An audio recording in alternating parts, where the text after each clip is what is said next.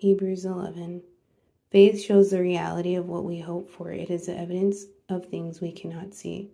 Through their faith, the people in the days of old earned a good reputation. By faith, we understand that the entire universe was formed at God's command, that what we now see did not come from anything that can be seen.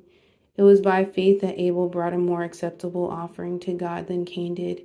Abel's offering gave evidence that he was a righteous man, and God showed his approval of his gifts.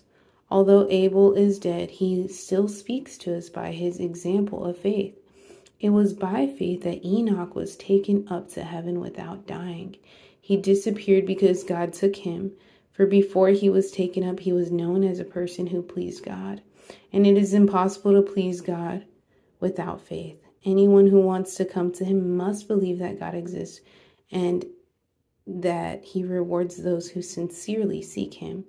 It was by faith that Noah built a large boat to save his family from the flood. He obeyed God who warned him about the things that had never happened before. By his faith, Noah condemned the rest of the world, and he received the righteousness that comes by faith. It was by faith that Abraham obeyed when God called him to leave home and go to another land that God would give him as his inheritance.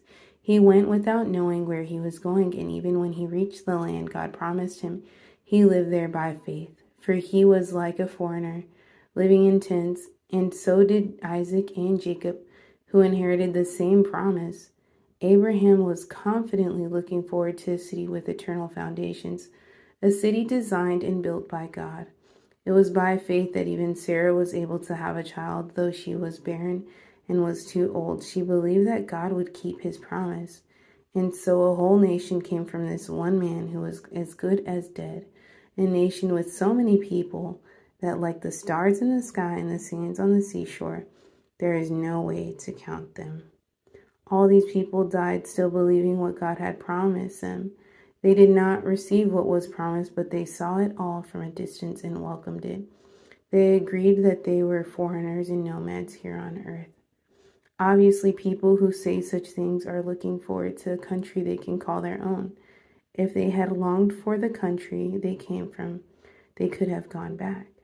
But they were looking for a better place, a heavenly homeland.